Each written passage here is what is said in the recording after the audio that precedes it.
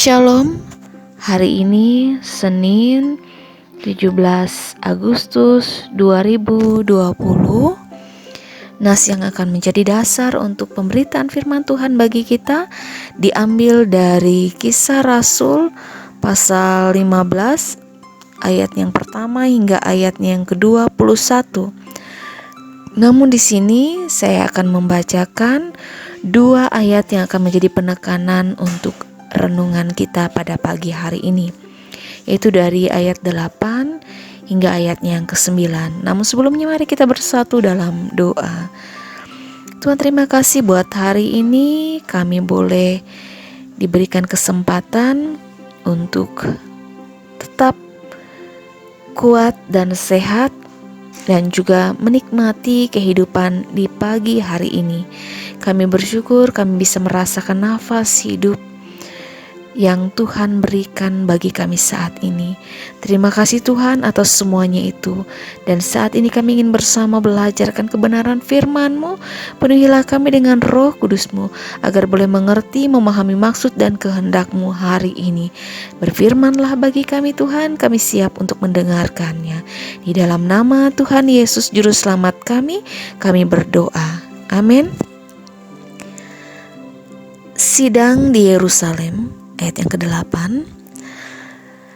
Dan Allah yang mengenal hati manusia telah menyatakan kehendaknya untuk menerima mereka, sebab Ia mengaruniakan Roh Kudus juga kepada mereka sama seperti kepada kita, dan Ia sama sekali tidak mengadakan perbedaan antara kita dengan mereka, sesudah Ia menyucikan hati mereka oleh iman.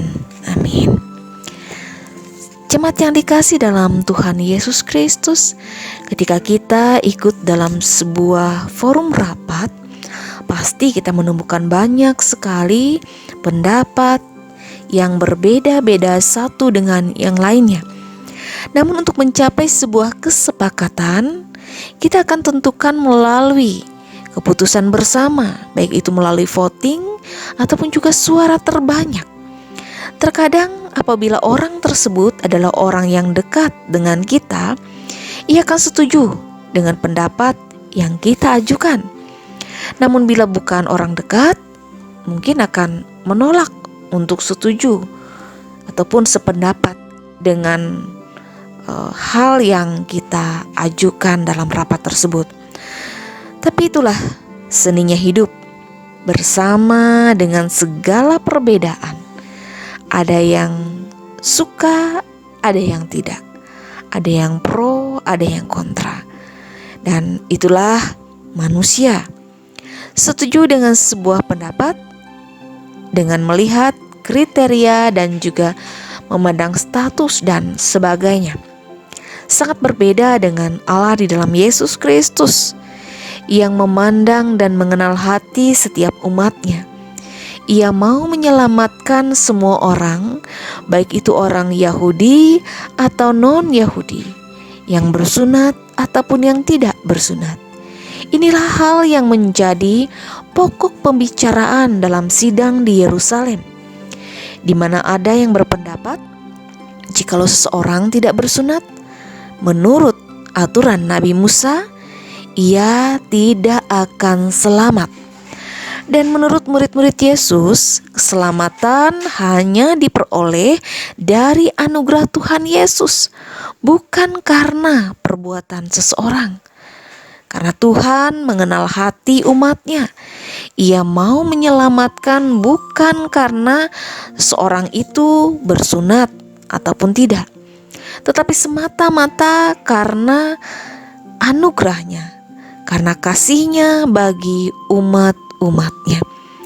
Karena itu, jemaat yang dikasih dalam Tuhan Yesus, mari kita bersyukur karena kita sudah beroleh anugerah keselamatan dari Tuhan Yesus Kristus. Dan sebagai ungkapan syukur atas anugerah Tuhan itu, marilah kita selalu berbuat kebaikan kepada semua orang, diberkati dan menjadi berkat, meski ada yang suka ataupun tidak suka terhadap apa yang kita perbuat. Namun tetaplah berbuat baik. Tuhan Yesus memberkati kita dan kebenaran firman-Nya. Amin. Jemaat yang dikasih dalam Tuhan Yesus, mari kita berdoa. Hari ini kami bersyukur Tuhan, karena firman-Mu boleh mengingatkan kami di hari kemerdekaan ini. Kami diingatkan untuk selalu berbuat kebaikan, meskipun ada yang suka ataupun yang tidak suka terhadap apa yang kami lakukan. Namun sebagaimana perjuangan para pejuang bangsa kami, demikian juga Tuhan pasti akan memampukan kami untuk berjuang, selalu berbuat kebaikan bagi sesama.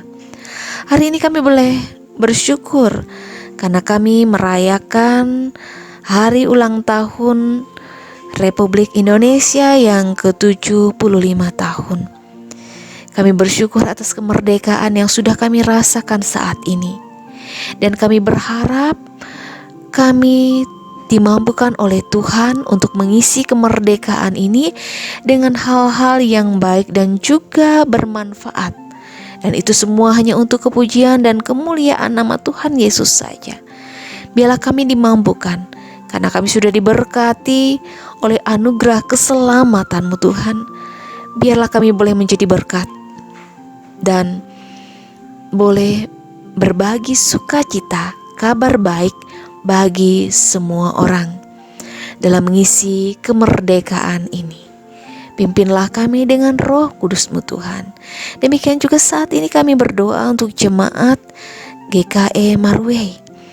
Biarlah ya Tuhan, dengan berkat penyertaan-Mu dalam kehidupan jemaat ini, mereka boleh semakin bertumbuh dalam iman harap mereka kepadamu, bahkan boleh berbuah menjadi berkat bagi sesama. Tuhan Yesus tahu yang terbaik buat kehidupan jemaat ini saat ini.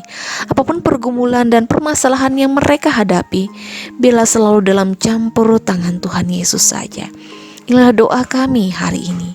Kami mohon pimpinan Tuhan, supaya kami boleh semakin hidup takut akan Tuhan.